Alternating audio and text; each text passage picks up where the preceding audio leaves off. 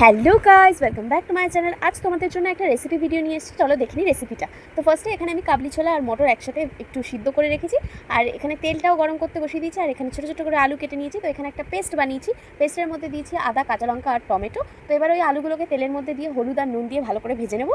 আর এখন তৈরি হচ্ছে কিন্তু একটা চানার রেসিপি। তো দেখতে থাকো আমার সাথে ভিডিওটা, আশা করি তোমাদেরও ভালো লাগবে।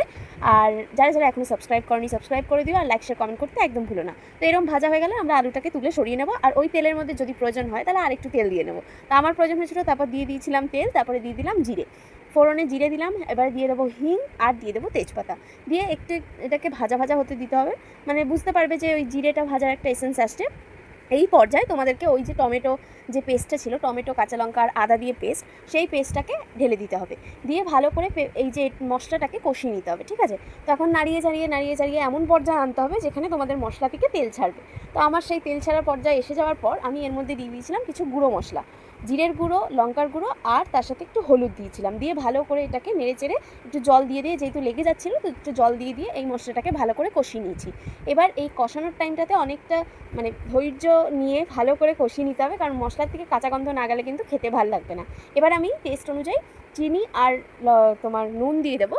চিনিটা দিচ্ছি কারণ নিরামিষ রান্না একটু চিনিটা দিতে হয়, তাহলে টেস্টটা ভালো আসে।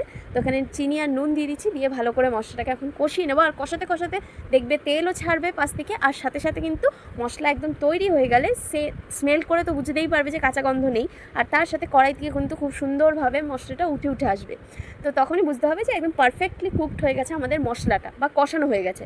তো এরপরে আমরা এই যে ভাজা আলু, মটর, ছোলা, কাবলি ছোলা, সেই সব কিছু দিয়ে ভালো করে নাড়িয়ে চাড়িয়ে নেবো। আর একদিকে যে গরম জল বসিয়ে রেখেছি, ওই গরম জল থেকে এখন গরম জল দিয়ে ভালো করে কষাবো আর ফুটতে দেবো জিনিসটাকে। তো এখন আমার এই জলের পরিমাণটা দিয়ে দেওয়ার পরে একটু নাড়িয়ে চাড়িয়ে ঢাকা দিয়ে দিয়েছিলাম, দিয়ে এখন এটাকে ফোটার জন্য অপেক্ষা করব।